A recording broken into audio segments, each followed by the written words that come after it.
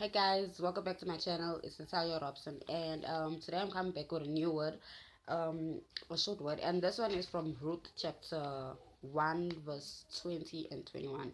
And this is Naomi speaking to the woman of Bethlehem. She came back to Bethlehem, and she was very discouraged. She had lost her husband, she lost her sons, and she was coming back from another land, and she was coming back to her hometown, which was Bethlehem, and she was coming back with Ruth.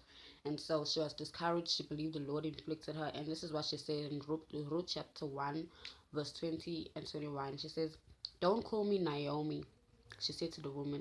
"Call me Mara, because the Lord Almighty has made my life very bitter. I went away full, and the Lord has brought me back empty. Why call me Naomi? The Lord has afflicted me, and the Almighty has brought misfortune upon me."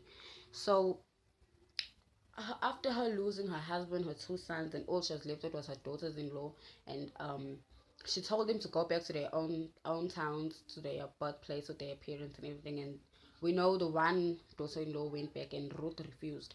So Ruth stayed with Naomi, but Naomi was so discouraged. She felt the Lord had inflicted her, the Lord had afflicted her, and the Lord had made her life very bitter. So when the woman of the land came and said, "Is this Naomi?" When she came back, she was like, "Don't call me Naomi, because rather Naomi means pleasant, and Mara means bitter." So she was like, "Because the Lord has made my life bitter, rather call me Mara."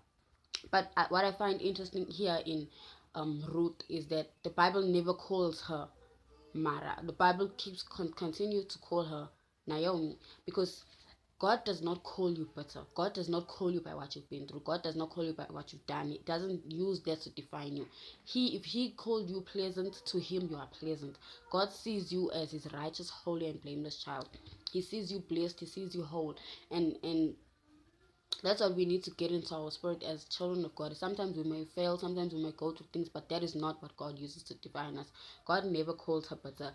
Sometimes in the Bible, when they change their name, the Bible starts calling them by their changed name. But with Naomi, the Bible never ever called her Mara. The book of Ruth continued to address her as Naomi, and that just shows that God never ever calls you bitter. He never calls you condemn. He never calls you by what you've done or what you've been through. And Song of Songs 4 verse 7 says, "You are altogether beautiful, my darling. There is no flaw in you." So that's how God sees you. To God, you are His masterpiece. You are the work of His hand. You are His creation. He does not see you as bitter.